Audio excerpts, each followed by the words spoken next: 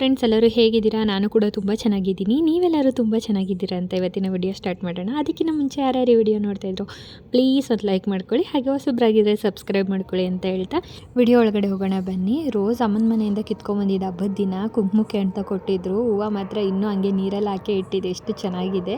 ಇವತ್ತು ಮುಡ್ಕೊಳ್ಳೋಣ ಅಂತ ಇದ್ದೀನಿ, ನೋಡೋಣ ಸಂಜೆ ಮೇಲೆ ಮುಡ್ಕೊಳ್ಳೋದಕ್ಕಾಗುತ್ತೋ ಇಲ್ವೋ ಅಂದ್ಬಿಟ್ಟು.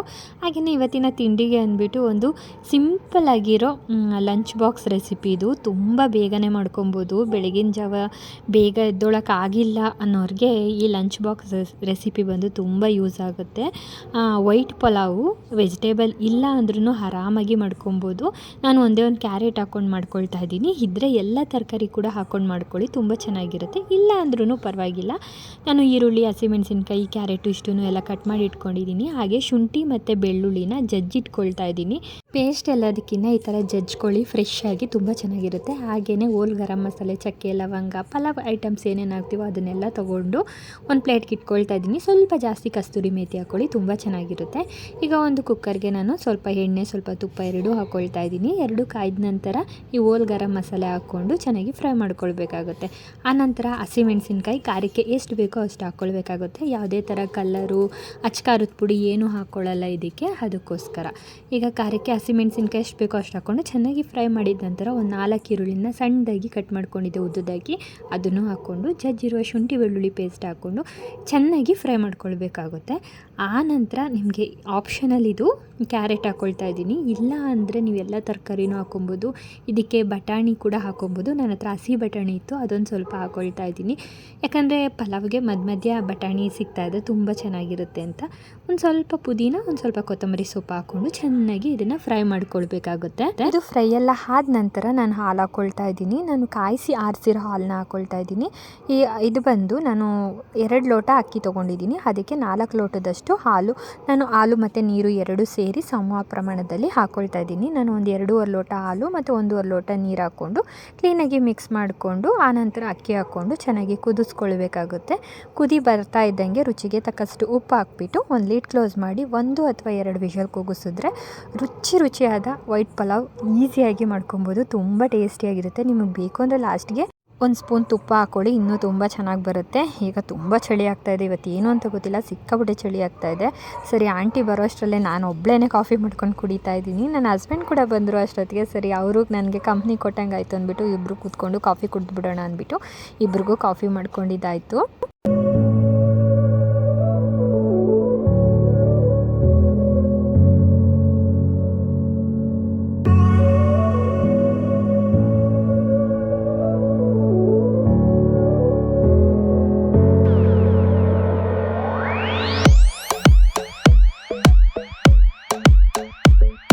ನೋಡ್ತಾ ಇದ್ದೀರಲ್ಲ ಎಷ್ಟು ಚೆನ್ನಾಗಿ ಪಲಾವ್ ಬಂದಿದೆ ಅಂದ್ಬಿಟ್ಟು. ಟೇಸ್ಟ್ ಮಾಡಬೇಕು, ಇನ್ನೂ ಸೂಪರಾಗಿರುತ್ತೆ. ಯಾರನ್ನ ಇದು ಅರ್ಜೆಂಟ್ ರೆಸಿಪಿ ಅಂದರೆ ನೀವು ಈಸಿಯಾಗಿ ಮಾಡ್ಕೊಳ್ಬೋದು. ಬೆಳಗ್ಗೆ ಟಿಫನ್ಗಾಗಲಿ, ಮಧ್ಯಾಹ್ನ ಊಟಕ್ಕಾಗಲಿ, ನೈಟ್ ಡಿನ್ನರ್ಗಾಗಲಿ ಒಳ್ಳೆ ರೆಸಿಪಿ ಇದು.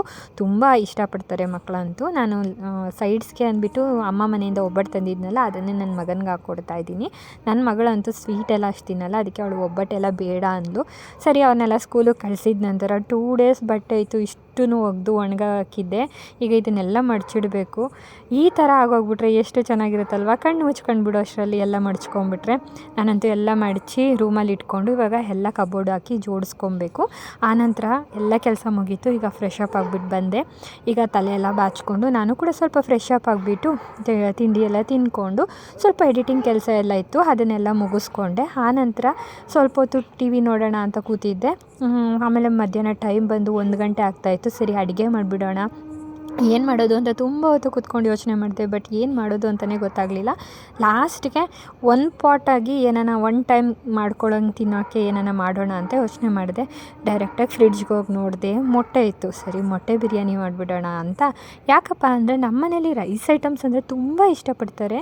ಅದಕ್ಕೋಸ್ಕರ ಬೆಳಗ್ಗೆ ಪಲಾವ್ ಮಾಡಿದ್ದೆ. ಈಗ ಮಧ್ಯಾಹ್ನಕ್ಕೆ ಅಂದ್ಬಿಟ್ಟು ನಾನು ಮೊಟ್ಟೆ ಬಿರಿಯಾನಿ ಮಾಡೋಣ ಅಂದ್ಕೊಂಡಿದ್ದೀನಿ. ಮಧ್ಯಾಹ್ನ ಅಂದರೆ ನಾನು ಇವಾಗ ಸ್ಟಾರ್ಟ್ ಮಾಡೋಕ್ಕೆ 1 ಗಂಟೆ ಅಲ್ವಾ, 1-2 ಗಂಟೆ ಆಗುತ್ತೆ. ಆನಂತರ ಆನಂತರ ಮಕ್ಕಳು ಬರೋಷ್ಟರಲ್ಲಿ ಬಿರಿಯಾನಿ ಎಲ್ಲ ಹಾಕ್ಕೊಡೋಕ್ಕೆ ರೆಡಿ ಆಗೋಗ್ಬಿಡುತ್ತೆ. ಒಂದು 3:30-4 ಗಂಟೆ ಅಷ್ಟೊತ್ತಿಗೂ ಮಕ್ಕಳು ಬರ್ತಾರೆ. ಲೈಟಾಗಿ ತಿಂತಾರೆ, ಒಂದೊಂದು ಸಲ ತಿಂತಾರೆ, ಒಂದೊಂದು ಸಲ ತಿನ್ನಲ್ಲ, ಇಲ್ಲಾಂದರೆ ನೈಟ್ಗೆ ಆಗೋಗ್ಬಿಡುತ್ತೆ. ಅದಕ್ಕೋಸ್ಕರ ನಾನು ಒನ್ ಟೈಮ್ಗೆ ಎಷ್ಟು ಬೇಕೋ ಅಷ್ಟು ಮಾಡ್ಕೊಳ್ತಾ ಇದ್ದೀನಿ. ಸ್ವಲ್ಪ ಬಿರಿಯಾನಿ ತಿಂದು ಒಂದೊಂದು ಲೋಟ ಜ್ಯೂಸ್ ಕುಡಿದ್ಬಿಟ್ರೆ ಸಾಕು. ಏನೇನೋ ಫ್ರೂಟ್ಸ್ ಜ್ಯೂಸ್ ಮಾಡಿಕೊಟ್ಬಿಡ್ತೀನಿ.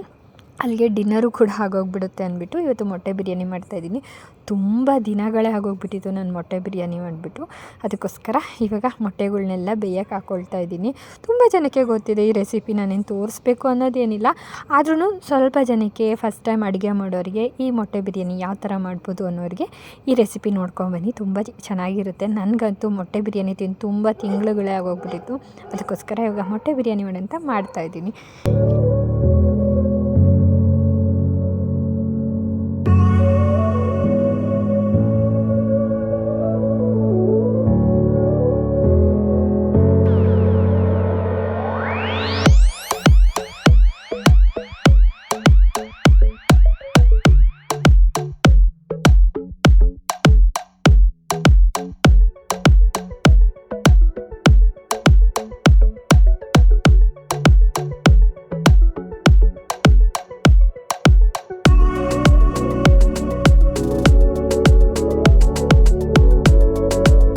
ಈಗ ಒಂದು ಕುಕ್ಕರ್ಗೆ ಸ್ವಲ್ಪ ಎಣ್ಣೆ ಮತ್ತು ತುಪ್ಪ ಎರಡೂ ಹಾಕ್ಕೊಳ್ತಾ ಇದ್ದೀನಿ. ಇದಕ್ಕೂ ಅಷ್ಟೇ ಹೋಲ್ ಗರಂ ಮಸಾಲ ಹಾಕ್ಕೊಳ್ತಾ ಇದ್ದೀನಿ. ಸೇಮ್ ಪಲಾವ್ ಥರನೇ, ಬಟ್ ಒಂಚೂರು ಡಿಫ್ರೆಂಟ್ ಅಷ್ಟೇ.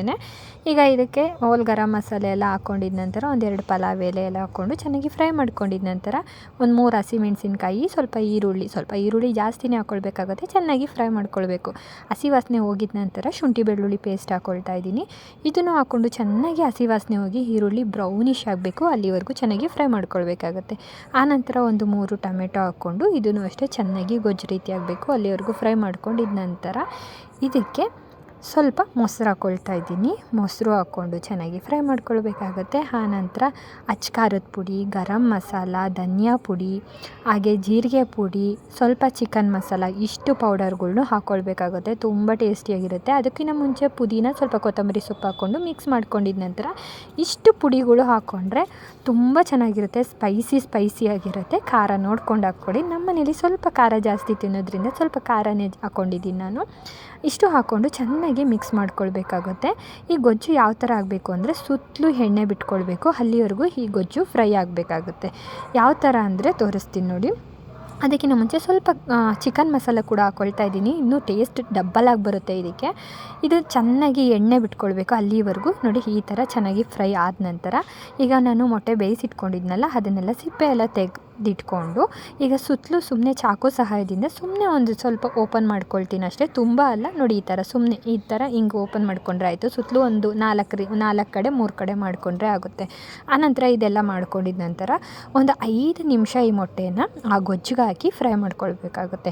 ಯಾಕಪ್ಪ ಅಂದರೆ ಉಪ್ಪು ಖಾರ ಎಲ್ಲ ಸ್ವಲ್ಪ ಒಳಗಡೆ ಹೋಗೋದ್ರಿಂದ ಮೊಟ್ಟೆ ಟೇಸ್ಟು ತುಂಬ ಚೆನ್ನಾಗಿರುತ್ತೆ. ಅದಕ್ಕೋಸ್ಕರ ಈಗ ಇದನ್ನಿಷ್ಟು ಮಿಕ್ಸ್ ಮಾಡ್ಕೊಂಡಿದ ನಂತರ ಈ ಕಡೆ ನಾನು ಒಂದು 2 ಲೋಟ ಅಕ್ಕಿ ತೊಗೊಂಡಿದ್ದೆ, ಅದನ್ನು ಹಾಕ್ಕೊಂಡು ನೀರು ಹಾಕ್ಕೊಂಡು ಎಷ್ಟು ಬೇಕೋ ಅಷ್ಟು ರುಚಿಗೆ ತಕ್ಕಷ್ಟು ಉಪ್ಪು ಹಾಕ್ಕೊಂಡು ಒಂದು ಸಲ ಕ್ಲೀನಾಗಿ ಮಿಕ್ಸ್ ಮಾಡ್ಕೊಂಡಿದ ನಂತರ ಇದು ಒಂದು ಲಿಡ್ ಕ್ಲೋಸ್ ಮಾಡಿಕೊಂಡು 2 ವಿಷಲ್ ಬರೆಸ್ಕೊಂಡ್ರೆ ಆಗುತ್ತೆ. ತುಂಬ ಚೆನ್ನಾಗಿರುತ್ತೆ. ನೀವೊಂದು ಸಲ ಟ್ರೈ ಮಾಡಿ. ಬ್ಯಾಚುಲರ್ಸ್ ಆಗಲಿ ಮತ್ತು ಹೊಸ್ದಾಗಿ ಮದುವೆ ಆಗಿರೋರಾಗಲಿ ಈ ರೆಸಿಪಿನ ಈಸಿಯಾಗಿ ನೋಡ್ಕೊಂಡು ಮಾಡ್ಕೊಳ್ಬೋದಾಗುತ್ತೆ. ಇದೆಲ್ಲ ಮಾಡ್ಕೊಳ್ಳೋಷ್ಟರಲ್ಲಿ ಸ್ವಲ್ಪ ಪಾತ್ರೆಗಳೆಲ್ಲ ಬಿದ್ದೇ ಇತ್ತು, ಅದನ್ನೆಲ್ಲ ತೊಳ್ಕೊಂಬಿಡೋಣ ಅಂದ್ಬಿಟ್ಟು ಅಡುಗೆ ಮನೆ ಕ್ಲೀನ್ ಮಾಡ್ಕೊಳ್ತಾ ಇದ್ದೀನಿ. ಈ ಥರ ಅಡುಗೆಗಳಾಗಿದ ತಕ್ಷಣ ಅಡುಗೆ ಮನೆ ಕ್ಲೀನ್ ಮಾಡ್ಕೊಂಬಿಟ್ರೆ ನಮಗೂ ಒಂದು ಸ್ವಲ್ಪ ಹೊತ್ತು ಕೂತ್ಕೊಳ್ಬೋದಾಗುತ್ತೆ. ಇಲ್ಲಾಂದರೆ ಅಡುಗೆ ಮಾಡಿಕೊಂಡು ಹೋಗಿ ಸ್ವಲ್ಪ ಹೊತ್ತು ಕೂತ್ಕೊಂಡು ಆಮೇಲೆ ಪಾತ್ರೆ ತೊಳೆಯೋಣ ಅಂದರೆ ತುಂಬ ರಿಸ್ಕ್ ಆಗೋಗ್ಬಿಡುತ್ತೆ. ನಾನು ಈ ಕಡೆ ಮಾಡೋಷ್ಟರಲ್ಲಿ ನನ್ನ ಹಸ್ಬೆಂಡ್ ಕೂಡ ಬಂದರು ಮಕ್ಕಳನ್ನ ಕರ್ಕೊಂಡು. ಹೇಳಿಲ್ಲ, ನಾನೊಂದು 3:30-4 ಗಂಟೆ ಹಾಗೆ ಹೋಗ್ಬಿಡುತ್ತೆ ಅಂದ್ಬಿಟ್ಟು. ಆನಂತರ ಇದಕ್ಕೆ ಸ್ವಲ್ಪ ಮೊಸರು ಬಜ್ಜಿ ಕೂಡ ಮಾಡ್ಕೊಳ್ತಾ ಇದ್ದೀನಿ.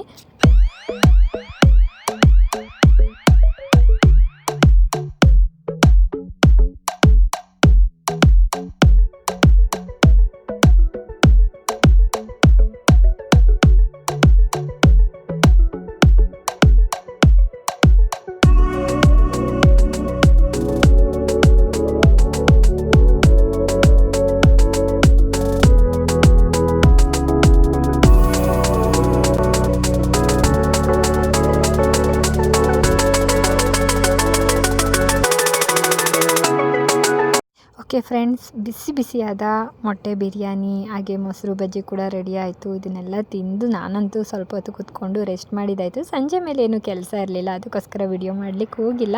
ಈ ವಿಡಿಯೋ ನಿಮಗೆ ಇಷ್ಟ ಆಗಿದೆ ಅಂದ್ಕೊಳ್ತೀನಿ. ಇಷ್ಟ ಆದರೆ ಪ್ಲೀಸ್ ಒಂದು ಲೈಕ್ ಮಾಡ್ಕೊಳ್ಳಿ, ಹಾಗೆ ಹೊಸಬ್ರಾಗಿದ್ದರೆ ಸಬ್ಸ್ಕ್ರೈಬ್ ಮಾಡ್ಕೊಳ್ಳಿ ಅಂತ ಹೇಳ್ತಾ ಮತ್ತೊಂದು ಹೊಸ ವ್ಲಾಗಲ್ಲಿ ಸಿಗ್ತೀನಿ. ಅಲ್ಲಿವರೆಗೂ ಟೇಕ್ ಕೇರ್, ಬಾಯ್ ಬಾಯ್.